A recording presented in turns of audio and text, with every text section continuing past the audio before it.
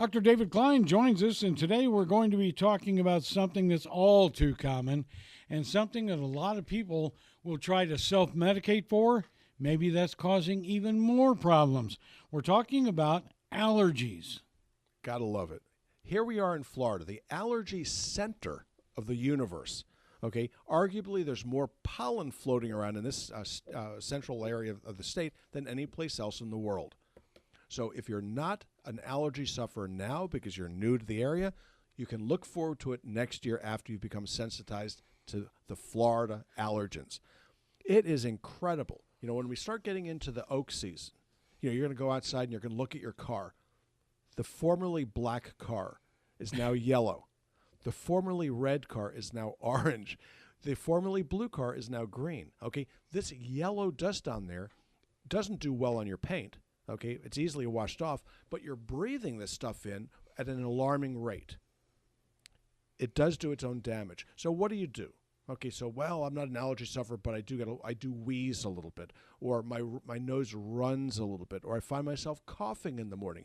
All signs of postnasal drip, all signs of allergies. Well, there's some things that you need to understand about this state. One of which is that we're indoors most of the time. Yeah. Okay, because it is hot out there. Okay. But the air quality inside is often far worse than it is outside. So there's some steps that you need to take. There are things that have to be done in order for you to take your sanctum sanctorum, your home, your castle, to make it a little bit more secure. And one of the things I want you to look at is a HEPA filter. Okay, something that you should have in your bedroom. Okay, when you go to sleep, it's a very, very good idea to make sure that you're breathing clean air. Now, at my house, we keep a HEPA filter in the bedroom. Now, it's hard to have them in all rooms. It's a little expensive. It's very noisy, okay, all things considered. But a HEPA filter will suck out many of these little pieces of dirt, pollen, danders, dust mites, whatever, out of the air. You'll breathe easier. You'll breathe better.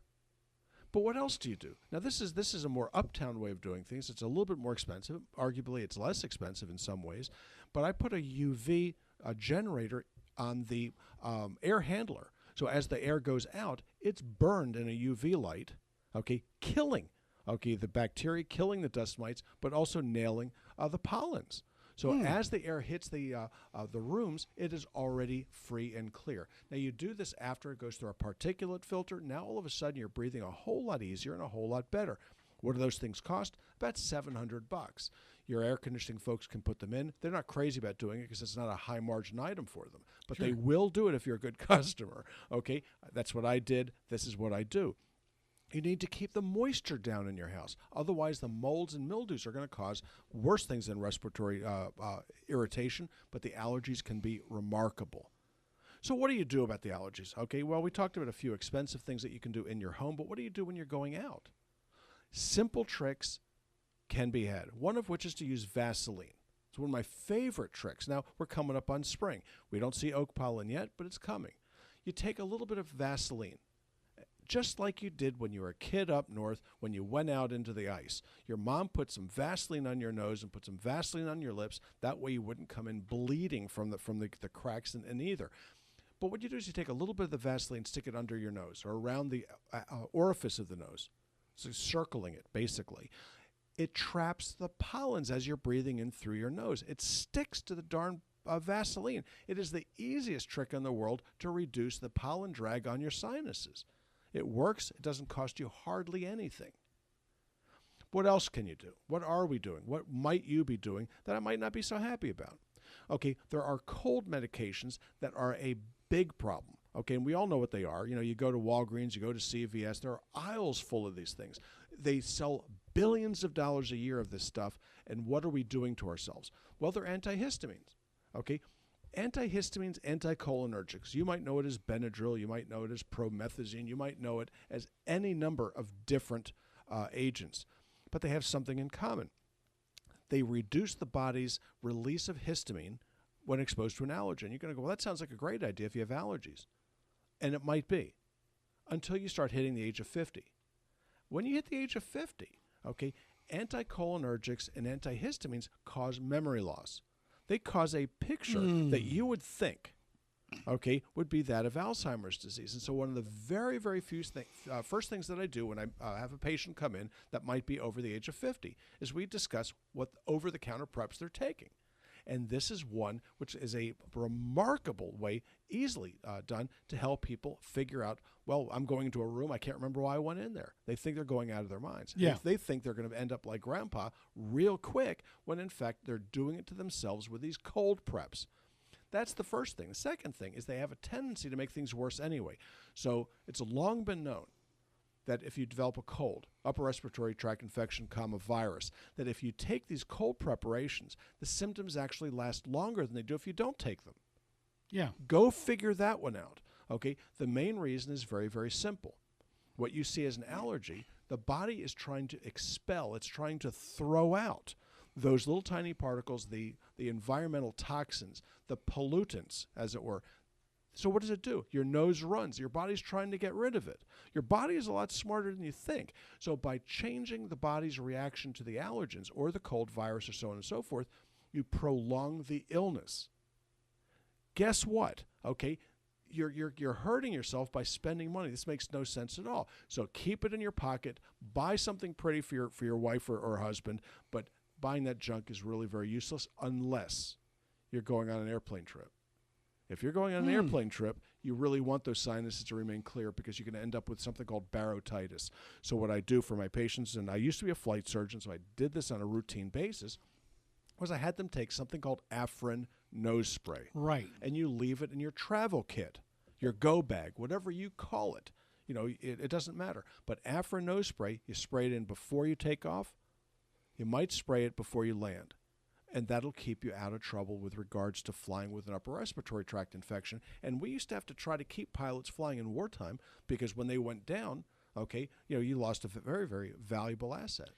Is there not, though, a dependency problem with your body when it comes to Afrin? Absolutely. So what we tell people is not to use it longer than 3 days. 3 days. 3 days on, then you come off. You wait a couple days, you can go back on. So if you're traveling by plane, it's just rarely a problem. You're going to go someplace for a week, you take it on the way out, you take it on the way back. If you're traveling business, you're out there for 2 or 3 days, you do it for all 2 or 3 days, you come home and you're off of it. So it doesn't seem to be much of a problem. Sudafed also is a big problem. The body develops something called tachyphylaxis, which is an adaptation to it. So you take it and then it stops working.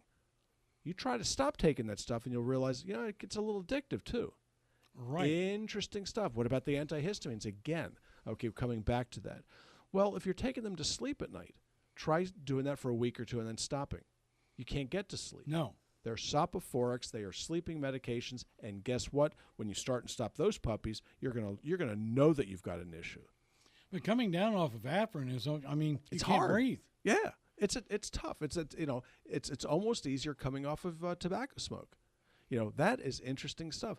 But an Afrin addiction is very, very interesting. Well, what else can we do for allergies? Interesting stuff.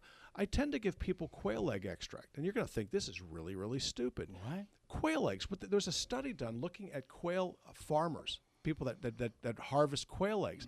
They've identified that these individuals had fewer allergies than the farmers around them, significantly so. Quail. So they identified a protein in quail eggs that's very, very useful for allergies. The product is called All Clear. I did not invent this stuff, although I wish I had. Okay, didn't know the data, but All Clear. It's interesting stuff for this.